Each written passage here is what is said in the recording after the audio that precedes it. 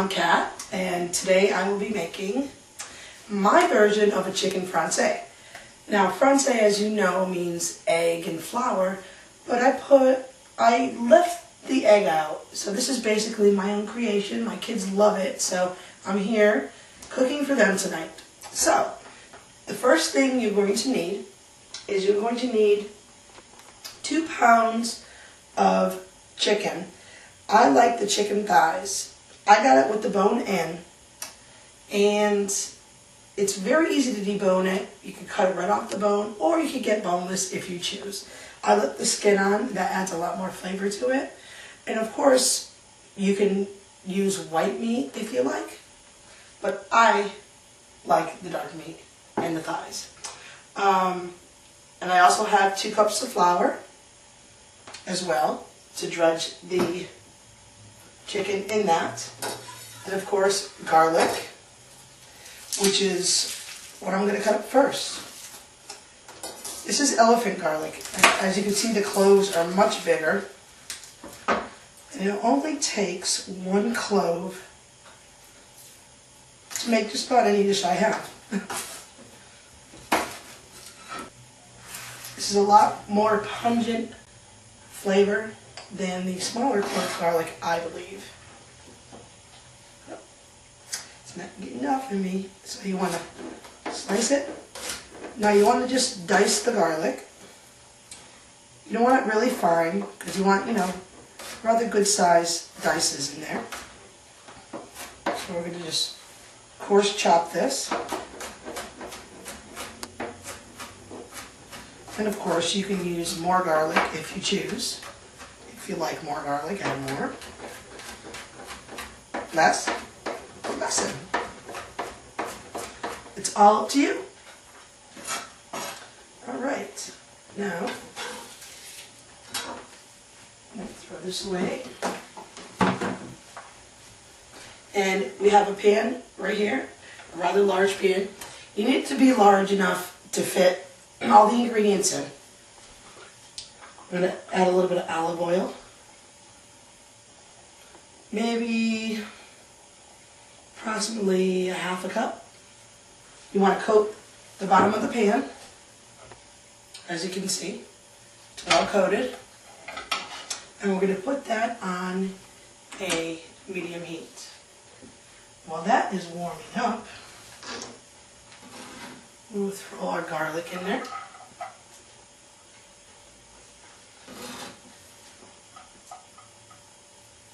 Now this is one of those dishes that I experimented with. Like I said before, experiment all the time. There are no rules in cooking. Alright, while that is heating up, I'm going to go ahead and cut up my onion. I have a rather large onion here. And I will be using all of it, except for the ends, of course. And just cut that in half. And peel that right up, that first layer up.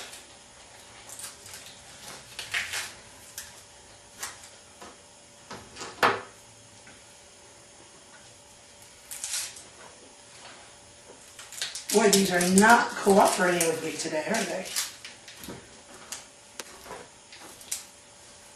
Ooh, very strong onion. Okay. And you want rather large chunks of onion. You want it really rustic. You want to be able to taste those onions. So you just want to slice it and then cut it in half, and that's about all you need to do.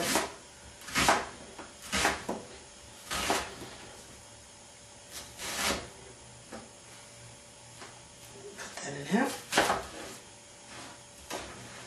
Okay, and we're going to go ahead and set this aside in a bowl. So when we're ready to add it, we can just go ahead and add it to our chicken.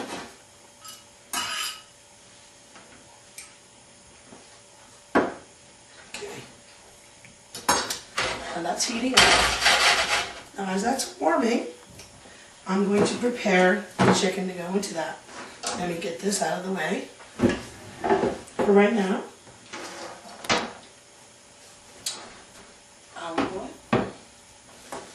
Now, to this flour, I have approximately like 2.5 cups in here. I'm going to add about 2 tablespoons of garlic powder. I love garlic.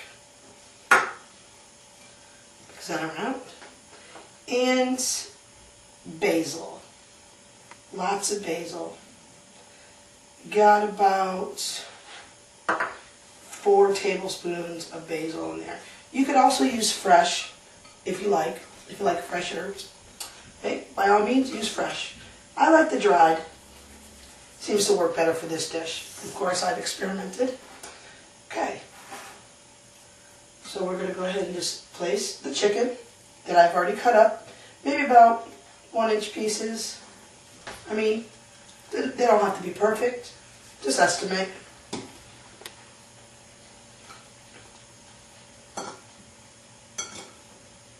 Get all that in there. And I like to use my hands when I cook. So, gotta get into the food. So you just coat all the chicken with this flour and garlic and basil. Now, as you can see, the garlic is sauteing in the pan.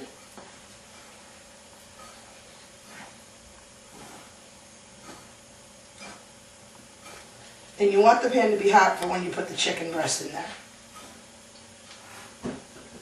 Or chicken thighs, as I may have.